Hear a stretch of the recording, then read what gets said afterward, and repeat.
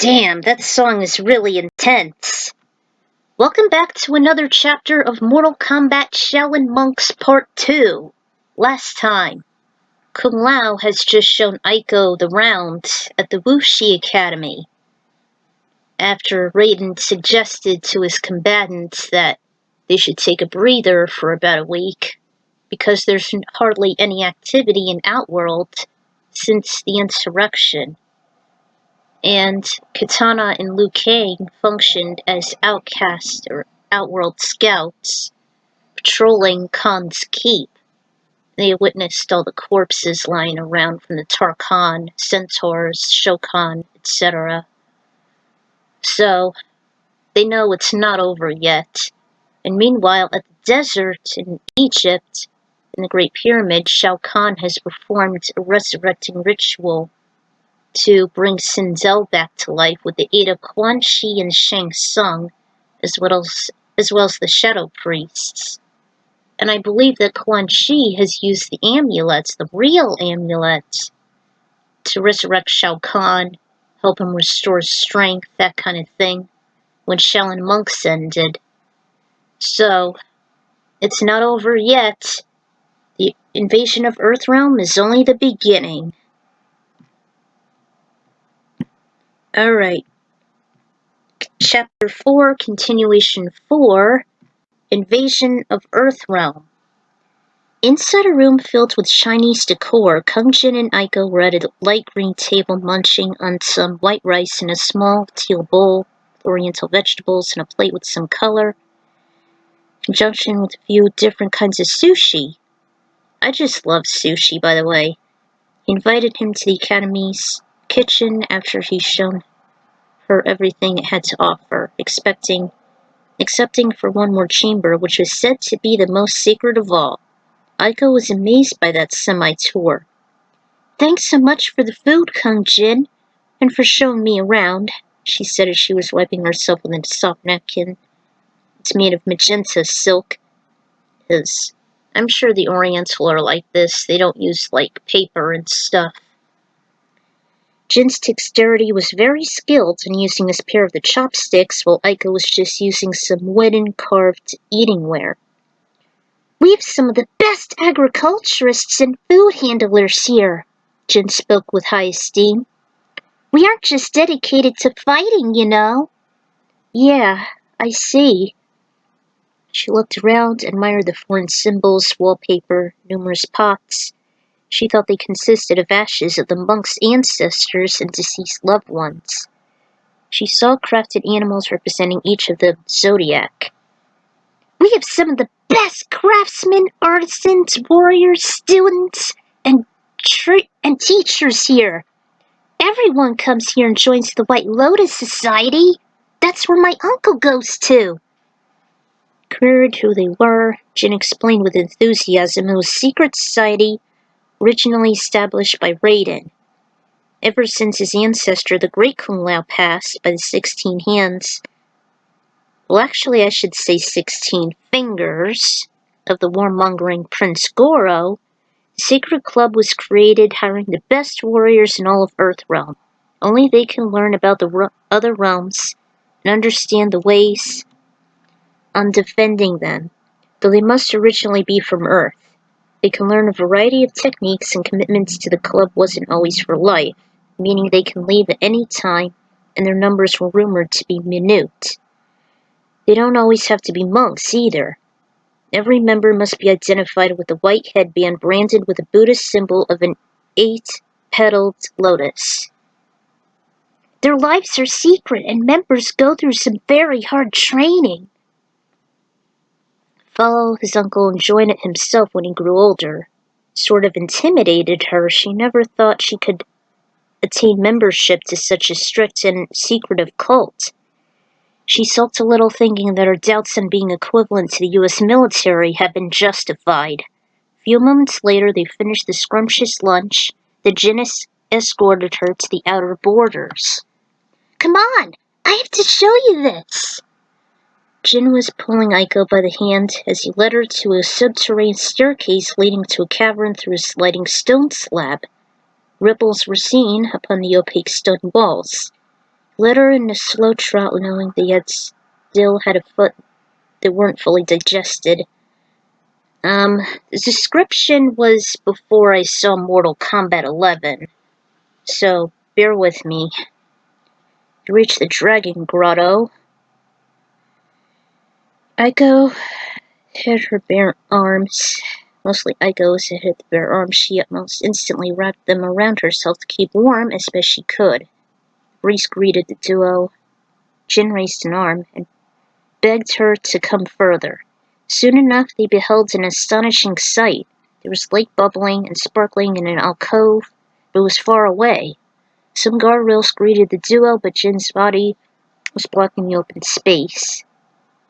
One in the hidden passage was guarded by a dungeon filled with traps just outside the entrance. The Dragon Grotto's a cave where the Jinsei comes from.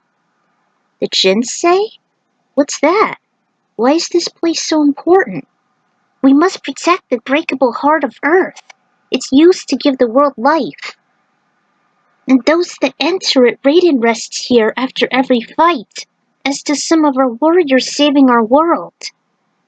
The monks of the White Lotus built an effigy of many dragons around the spring, some carved from light stone, others were carved from gold. They also had the springs pouring from the mouths to honor the elder gods. Many students and residents of the academy above ground were the only ones that had permission. While they would regularly bring offerings of food, gold, and other items to the spring in reverence of both Earthrealm and the elder gods. The White Lotus must protect the spring as one of their most well-guarded secrets, so that no one of evil intent may harness the power of the Jinsei springs. My uncle in the Lotus Society must protect these beautiful springs. Otherwise, the bad guys from those other realms would take the healing water and destroy the world. This is the only way how our world gives life, as the water flows through it like pumping blood through a heart. She was intrigued of this awe-inspiring cove. Even the fact that Raiden visits there and that the gifted monks must rotate to guard the Jinsei. She was also fascinated it was used as their own natural and rapidly healing spot, contrary to those slow, expensive, and often ineffective and so-called advanced treatments. Aiko gazing around his amazing area, she'd much rather spend her time healing here than in a noisy, uncomfortable hospital. Interrupting Aiko's reverie, she noticed the sunlight behind them darken rapidly.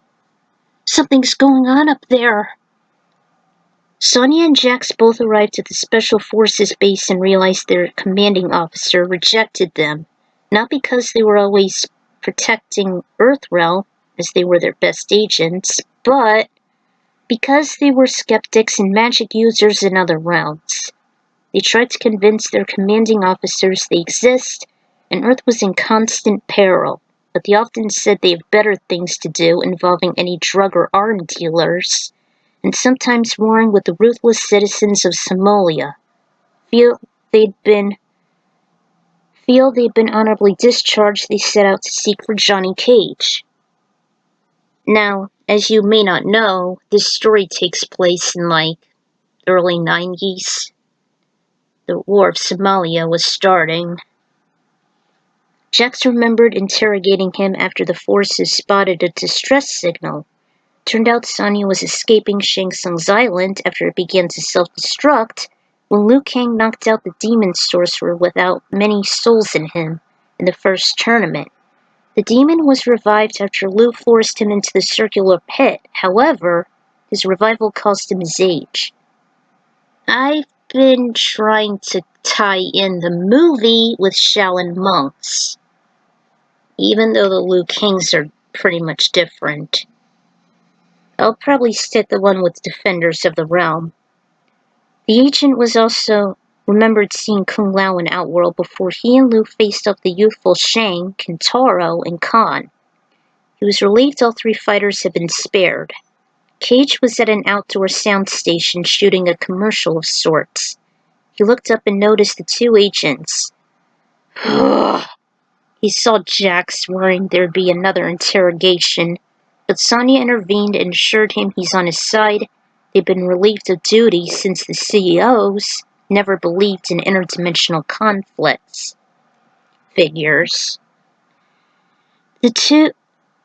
They too were in waist-deep on stopping the war in Somalia, while also finding stragglers of the Black Dragon upon Kano's absence, believing to be dead. After Sonya was brutally incapacitated by Tarkhan, while she received a testimonial from Raiden after the first tournament, she and Kano were abducted and taken to Shao Kahn's arena in Outworld, forced to witness the 3 gruesome battles between the big bads and the Shaolin monks. She was incredibly in shock, so much so, numbing her physical wounds, though Kano refused to explain how he was able to survive after their brutal fight, when Sonya twisted Kano's neck by her legs. With them emerging victorious, Sonya and Jax hesitated to bring Kano to justice, but they decided to leave him for dead. They figured handing in their bounty wasn't satisfying enough. It would only cause flare-ups amongst the gangsters. Instead, they agreed they'd just leave him in another dangerous realm. As a result, their CEOs got into a scuffle with them. Cage explained he started a new gig, that he wasn't labeled as a fake anymore. He also wondered of Master Boyd's fate, as if he was murdered like Art Lee. Turned out Johnny was relieved too after his former manager let out a tirade while he insulted the fake actors, where he himself was labeled as such. Recently found a different gig with a more tolerable director, and he seemed less egotistical. Jax apologized for the former interrogation as he was deeply concerned of Sonya's whereabouts. So, does that mean you two would start dating? All the couple did was give some skeptical looks, nothing but deer in headlights. Jax had been a comfort companion to the edgy lieutenant, even thawing her icy heart. She still wondered why Raiden never summoned Cage, whether or not he was busy being a celebrity. She wondered if opening up to Cage was just a fluke. The actor's face began to squint, expecting an answer, mostly forcing Sonya to blurt out one. But that didn't happen. The sky turned opaque as it became bright red like fresh blood. The trio then witnessed a horrific sight as debris was being tossed by large beasts with elongated rat tails, Capricorn-shaped horns, and looked to be half man, half ungulate. People were screaming and ran for their lives, attempting to find cover, but most of the unfortunate bystanders were trapped and thrown asunder by those mighty beasts. One of the dastardly men who Johnny assumed was his new actor was thrown against a couple camera stands. Hey!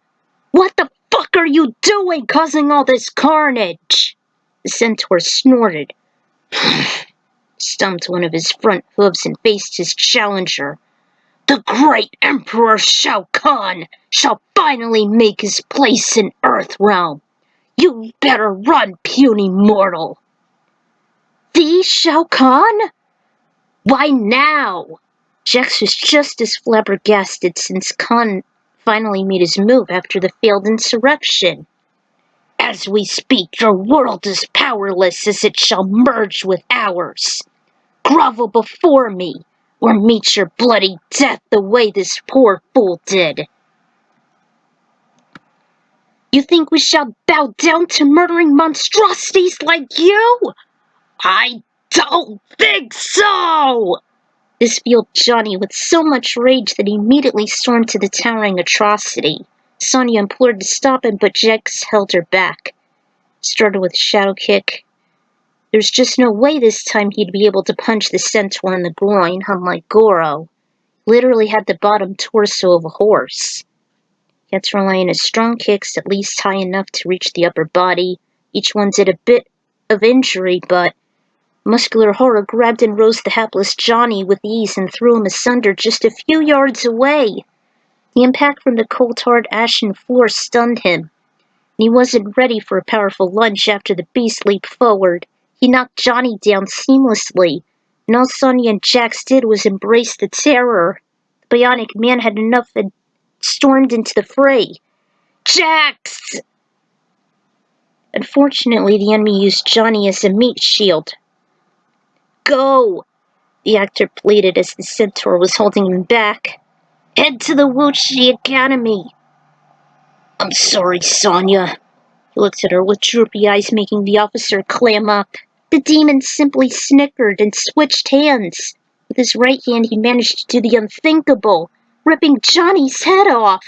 There wasn't a single scream as he got decapitated.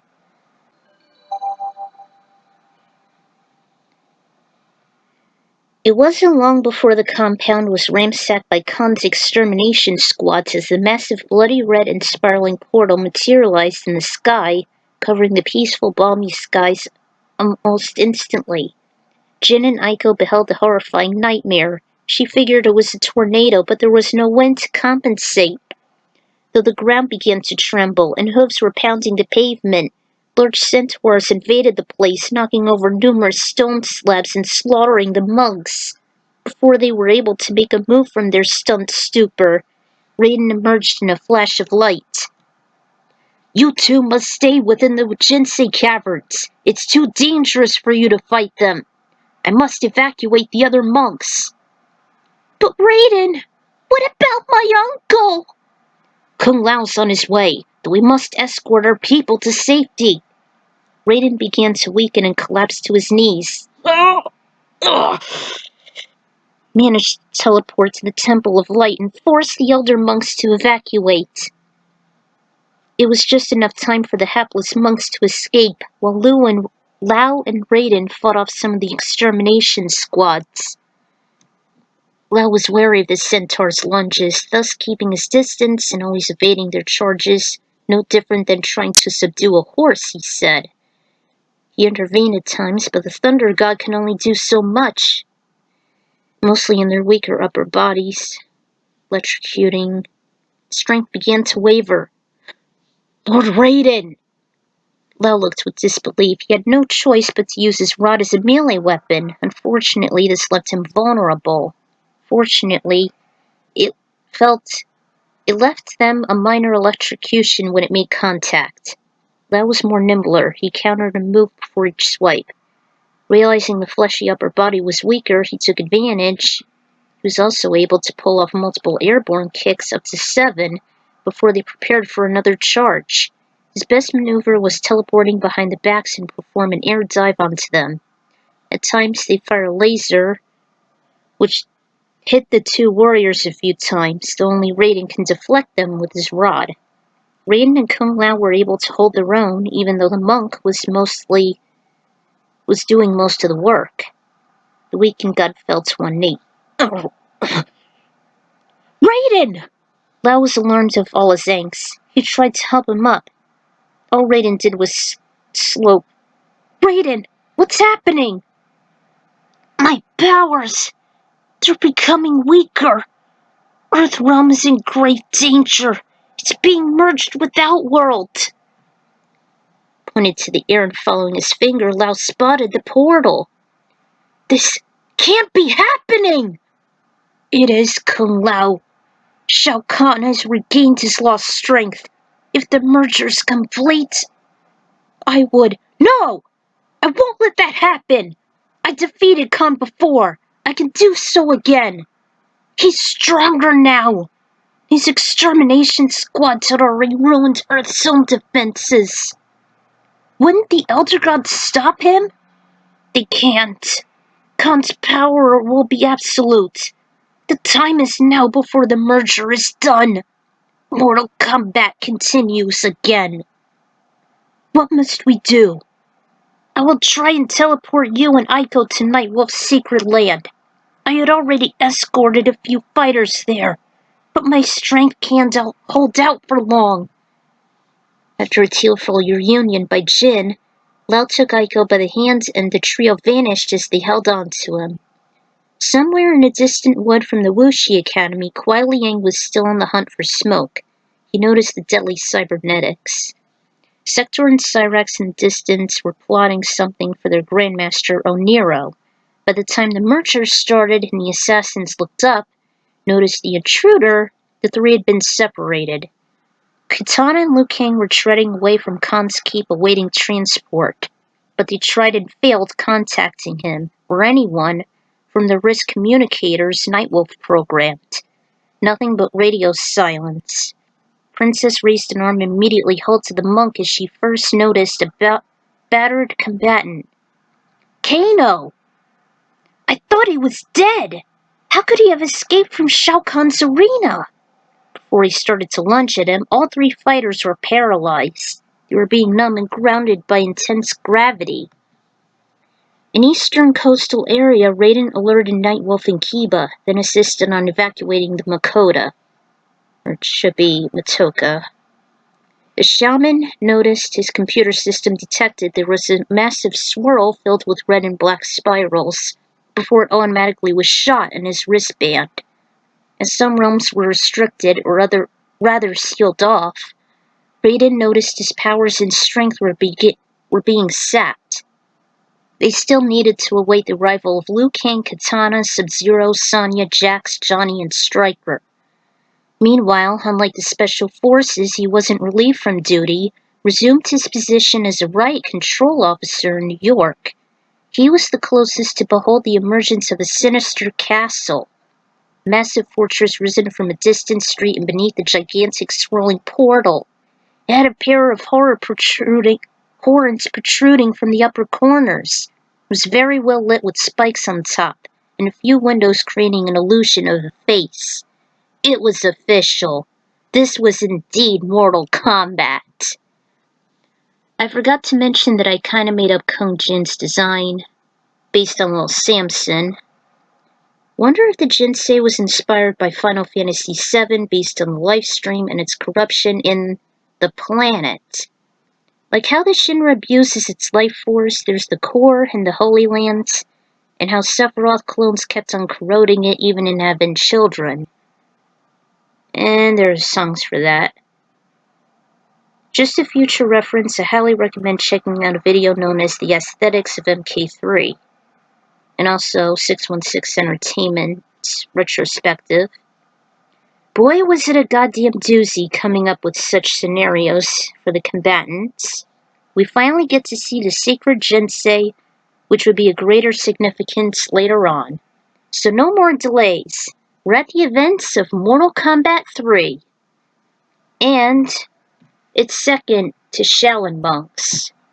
I like them both. They're my all-time favorites right there. So, I'm the Ecron Writer signing out. Ciao.